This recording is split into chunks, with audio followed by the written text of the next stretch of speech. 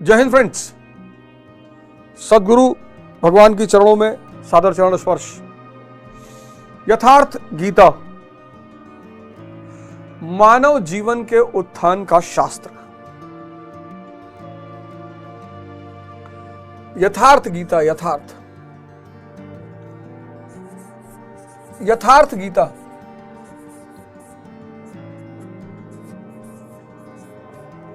मानव जीवन के उत्थान, मानव जीवन के उत्थान का शास्त्र। बहुत सारे लोग पूछते हैं कि भैया जीवन का उद्देश्य क्या है। बहुत सारे लोग, लाखों हजारों लोगों का प्रश्न है कि जीवन का उद्देश्य क्या है। उत्थान, एवोल्यूशन। आप और हम सब पशु की स्थिति में हैं, पैदा होते हैं। पशु यानी जो सिर्फ इंद्रियों पर जीवित रहे। हनुमान जी बंदर हैं, लेकिन प्रभु की शरण में आकर राम को पाकर हनुमान जी भी भगवान हो गए। यही है जीवन का उद्देश्य। राम को पाकर हनुमान जी भी भगवान हो गए। हम सब पशु के स्तर पर जन्म लेते हैं और कभी कभी तो पशु से बदतर। पशु का कम से कम धर्म बंधा हुआ है। बकरी घास खाती है, शेर मांस खाता है, सबका एक सीजन है प्रजनन का, सब उनका धर्म बंधा हुआ है। मानव तो स्वच्छंद है। मानव के जीवन से अगर धर्म निकाल लिया जाए तो जंगल से बुरी स्थिति हो जाए। जंगल से बुरी स्थिति हो जाए, जंगल से। इसीलिए धर्म, मैं बार बार कहता हूं, बहुत आवश्यक है। तो जीवन जो है वो संघर्ष है। उत्थान का मतलब संघर्ष। अब जीवन जो है संघर्ष। अब इस संघर्ष 95% लोग संघर्ष से बचना चाहते हैं, बस वही परेशान है। 95% लोग संघर्ष से बचना चाहते हैं, बस वही परेशान है। इस संघर्ष से लड़ने का सूत्र खोजो। अगर ये लड़ने का सूत्र पता चल गया, बस जीवन आनंदमय हो जाएगा। बस जीवन युद्ध है और तुमको युद्ध की कला आ गई। पानी किसके लिए खतरा है? जो तैरना नहीं जानता। जो तैरना सीख गया उसके लिए पानी आनंद हो गया। दुर्योधन से बचो। ये दुर्योधन है, इससे बचना है। मैं दूषित धन, बाहर की तरफ भागता, प्रकृति की तरफ। बच्चे में दुर्योधन है ही नहीं। बच्चे में दुर्योधन इसलिए तो निर्मल है। बच्चे में दुर्योधन नहीं है और काशी उसकी बड़ी मजबूत है। काशी यानी शरीर। लेकिन आज बच्चे को भी दुर्योधन दिया जा रहा है, मोबाइल। ये बच्चे का दुर्योधन है मोबाइल। ये उसे बाहर की तरफ ले जा रहा है और जितना उसे बाहर की तरफ ले जाएगा उतना आंतरिक विकास की संभावनाएं कम होती जाएंगी। इसलिए आने वाले जनरेशन के साथ यह बहुत बड़ा खतरा है। बहुत सारे माँ बाप हैं, काम कर रहे हैं, सेवा कर रहे हैं, सर्विस कर रहे हैं, तो अपने आप को बचाने के लिए, बड़ी माताएं भाई काम कर रही हैं, ऑफिस में जॉब कर रही हैं, अब उनको बच्चा नहीं चाहिए डिस्टर्ब करे तो मोबाइल पकड़ा दिया। कुछ और विकल्प निकालिए। हर चीज का कुछ ना कुछ अच्छा विकल्प होता है, कुछ और विकल्प निकालिए। पर यह मोबाइल बच्चे में भी दुर्योधन को पैदा कर रहा है।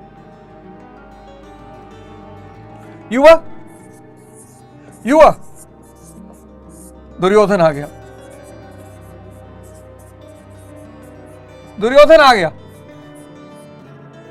और काया भी मजबूत है।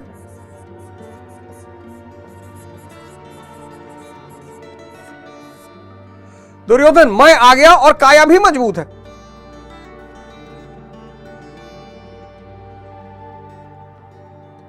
अब ये बाहर भागेगा, लेकिन बाहर इसको कुछ मिलेगा नहीं। आज का युवा प्रेम करने के लिए दवा खोज रहा है, पढ़ने के लिए टीचर खोज रहा है,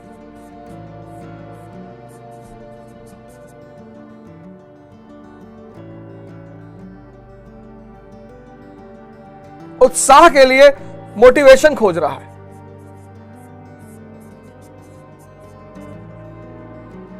क्योंकि निरंतर बाहर भाग रहा है, निरंतर है ही नहीं अंदर। चैतन्य से उसका संबंध बिल्कुल टूटता जा रहा है, आंतरिक रूप से एकदम खोखला होता जा रहा है। प्रेम की दवा ढूंढ रहा है, प्रेम की। मन को शांत रखने के लिए नशा कर रहा है। मन अशांत क्यों है? मन को शांत रखने के लिए नशा कर रहा है।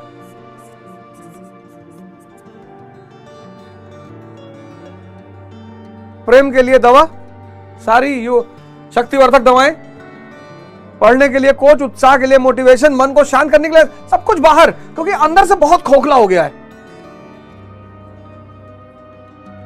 उसका दुर्योधन बहुत मजबूत हो गया है, उसको पता ही नहीं चल पा रहा है। बाहर है, बाहर किताब पढ़ रहा है, कुछ हजम नहीं हो रहा है।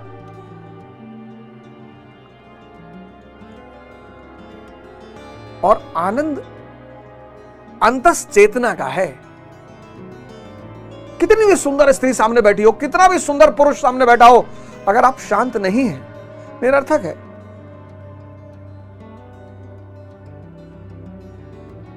निरर्थक है।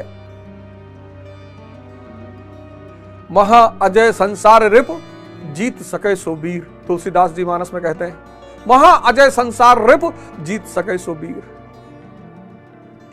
संसार ही दुश्मन है। बाहर जितना बाहर भागोगे, इसलिए युवाओं को ध्यान करना चाहिए। और जब युवा अवस्था ध्यान में बीतेगी, ध्यान में पढ़ाई करो, ध्यान में प्रेम करो, ध्यान सब कुछ ध्यान में करो। हर कृत्य को ध्यान बना लो, खेलने को ध्यान बना लो, सारे कृत्य को ध्यान बना लो। क्योंकि अगर ऐसा नहीं हुआ तो जो तीसरा चरण है वृद्धावस्था, वृद्धावस्था, अगर यहां दुर्योधन बहुत मजबूत हो गया, दुर्योधन अति मजबूत, अति, और काया काशी कमजोर हो जाएगी, इंद्रिय सुख खत्म हो जाएगा, बस यही नर्क हो जाएगा। यही है नर्क कि 70 साल की उम्र में कर कुछ नहीं सकते, तमन्ना सारी है, तमन्ना सारी बची है और ताकत है ही नहीं। तब इससे क्या होगा? तमन्ना सारी बची है और ताकत है ही नहीं, इससे क्या होगा? फ्रस्ट्रेशन पैदा हो जाएगा। यही फ्रस्ट्रेशन कई तरह की बीमारियों को जन्म दे देगा।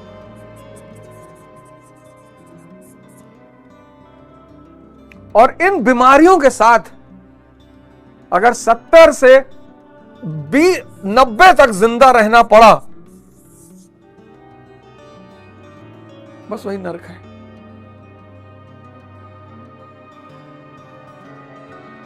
बस वही नरक है। और वृद्धा अवस्था अगर बीमारियों से मुक्त है, बस वही स्वर्ग है। स्वर्ग और नरक काशी में ही घटता है।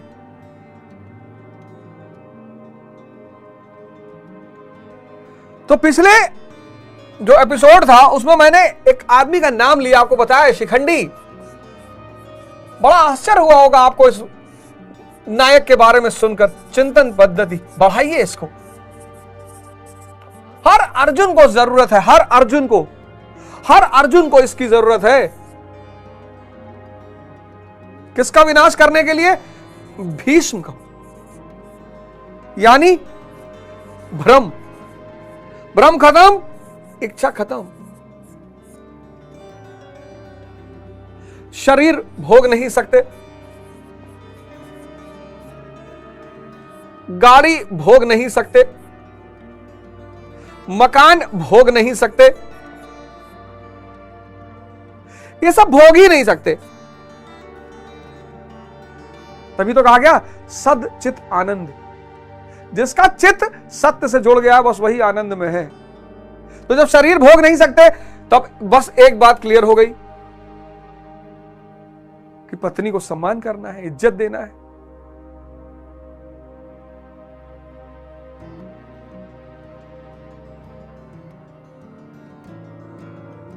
अब जिंदगी किस पे आ जाएगी? जरूरतों पे। जीवन जरूरतों पे आ जाएगा, और जब जीवन जरूरतों पे आ जाएगा आसान हो जाएगा, आनंद हो जाएगा। इच्छा खत्म, मन बाहर भागना खत्म। लेकिन पहले भ्रम खत्म करना पड़ेगा, पहले भ्रम करना पड़ेगा। और भ्रम कैसे खत्म होगा? चिंतन पद्धति से। दुनिया में एक बड़ी फेमस औरत रही क्लियोपैट्रा, मिस्र की महारानी रही। उस एकमात्र सबूत है, ऐसे बड़े सारे घटनाएं हुई होंगी, एकमात्र जबरदस्त सबूत है कि उसके मरने के बाद, वो इतनी सुंदर थी कि उसके मरने के बाद उसके शरीर से बलात्कार किया गया, उसको भोगने की कोशिश की गई। शरीर भोग नहीं पाएगा, कोई नहीं पाएगा भोग, कोई पाया ही नहीं।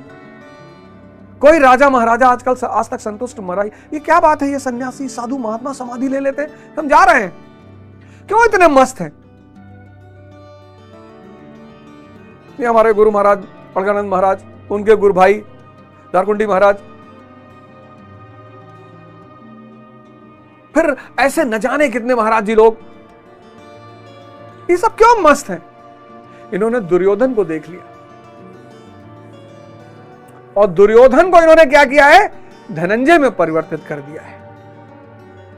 आत्मिक संपत्ति, दूषित धन को आत्मिक संपत्ति से कब्जा कर लिया है। और इन सब के पास आश्रम में एक कृष्ण है।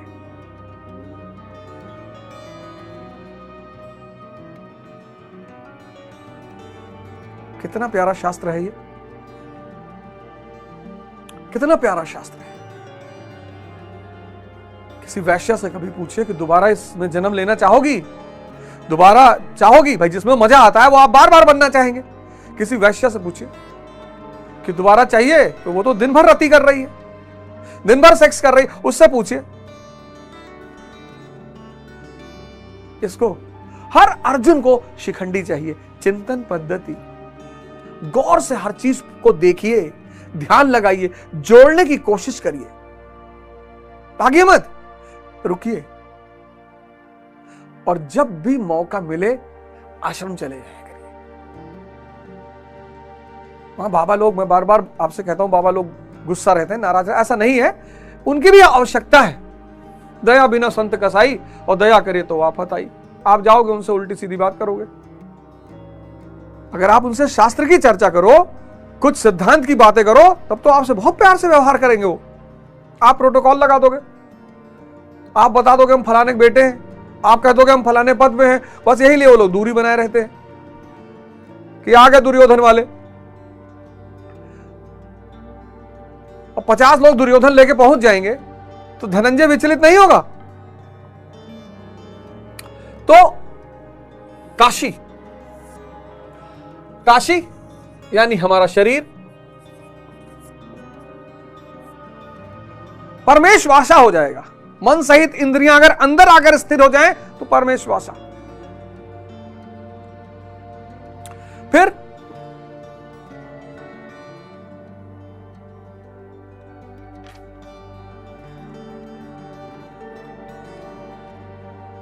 इस काशी को शिखंडी रूपी महारथी का सहारा, शिखंडी यानी चिंतन पद्धति।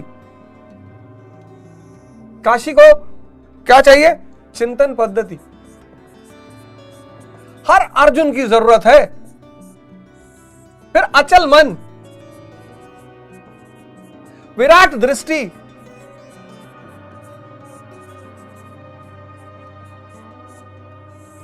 सत्य का चिंतन, सब महारथी हैं। काशी यानी काया, और मन सहित इंद्रियां अगर इसमें स्थित हो गई, परमेशवासा। चिंतन पद्धति शिखंडी। अचल मन धृष्टधुम्न।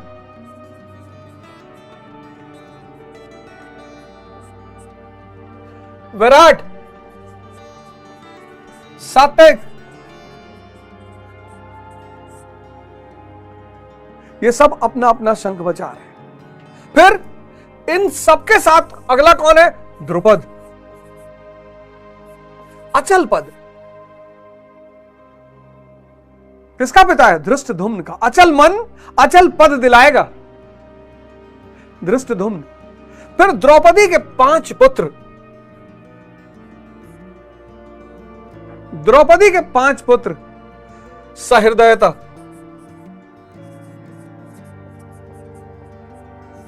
वात्सल्य, स्थिरता, लावण्यता, सौम्यता। इन सब ने सबको जोड़िए एक साथ।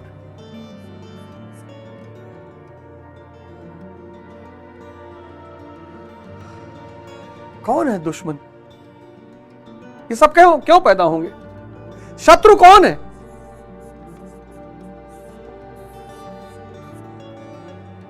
कौन है शत्रु? अगर मन अशांत हो तो पूरी दुनिया शत्रु है। आप बाहर भागोगे, दुर्योधन बाहर भागेगा। दुर्योधन का कोई बाहर अच्छा मित्र हो ही नहीं सकता। दुर्योधन बाहर भागेगा, और बाहर सभी भाग रहे हैं। सबको घर चाहिए, मकान चाहिए, स्त्री चाहिए, सब कुछ चाहिए।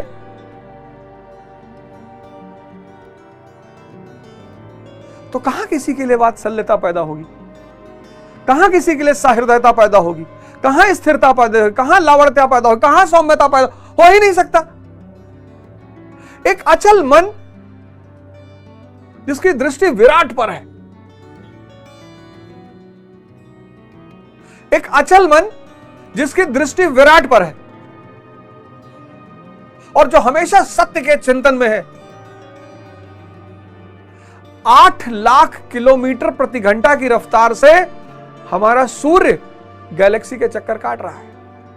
8 लाख प्रति घंटा, और 25 लाख प्रति घंटा के रफ्तार से हमारी गैलेक्सी ब्रह्मांड में घूम रही है। 25 लाख प्रति घंटा, 25 लाख किलोमीटर प्रति घंटा की रफ्तार से हमारी गैलेक्सी इस ब्रह्मांड में घूम रही। ऐसे बिलियन बिलियन गैलेक्सियां हैं। विराट पर दृष्टि और निरंतर सत्य का चिंतन। लेकिन उससे पहले दृढ़ मन अचल पद के साथ। दृढ़ मन, दृढ़ मन किसके साथ? अचल पद। धृष्टद्युम्न और द्रुपद। फिर इस दृढ़ मन जो अचल पद के साथ है, इसकी नजर किस पे है? विराट पे। यह कर क्या रहा है? निरंतर सत्य का चिंतन। इसके पास एक मजबूत चिंतन पद्धति है। शिखंडी इसका साथी है। इसकी काशी में ही, काशी यानी शरीर, इसमें इंद्रियां और मन स्थित हो चुके हैं।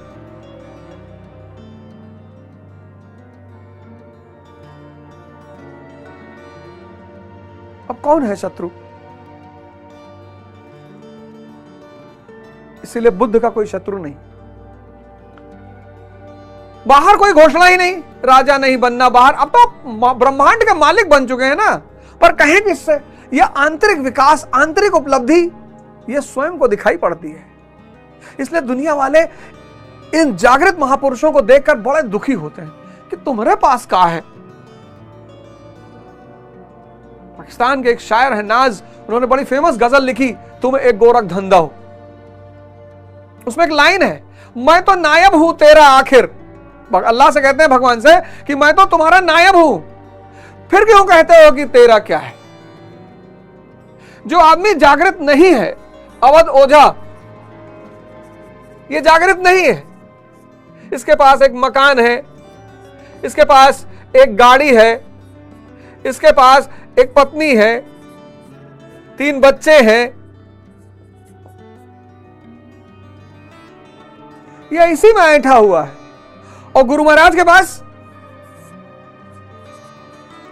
गुरु महाराज के पास ब्रह्मांड है, यूनिवर्स। लेकिन इस यूनिवर्स जो उनके पास है, इनको इस यूनिवर्स को देखने के लिए इनकी ही आंखें चाहिए।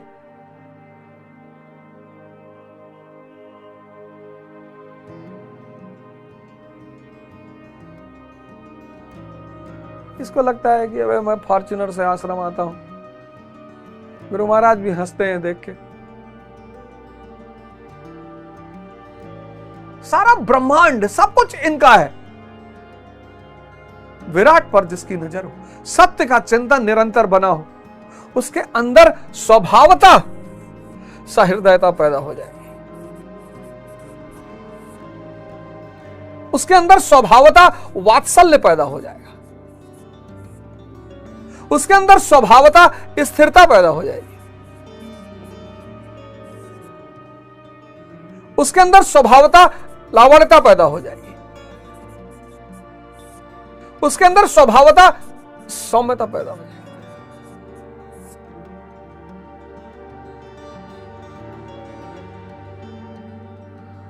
स्वभावता, और ये सब उसके साथ ही हो जाएंगे। सोचिए, ये डायग्राम दिया हुआ है यथार्थ गीता में। मानव उत्थान का शास्त्र। गुरु महाराज को सत सत नमन है, और आश्रम में जितने बाबा लोग हैं सबको सत सत नमन है। मैं तो जाता हूं, कभी कभी कोई मुद्दा फंस जाता है, मैं जाता हूं, बाबा लोगों से चर्चा करता हूं, बात करता हूं, बताते हैं देखो ये ऐसे है, ये है। कितना बड़ा शास्त्र है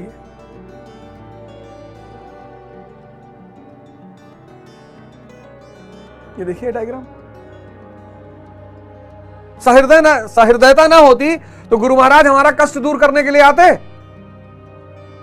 हम जब सक्तेशगढ़ बरसा जाते, कितने लोग खड़े होते हैं, महाराज हमारा लड़का भी मारा, जा ठीक हो जी जा। आपके घर में कोई क्यों नहीं कह रहा इस तरह से?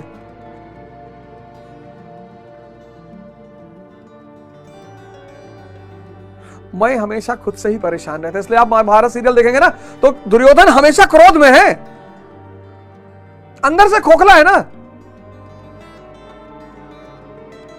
अंदर से खोखला है दुर्योधन। ये देखिए,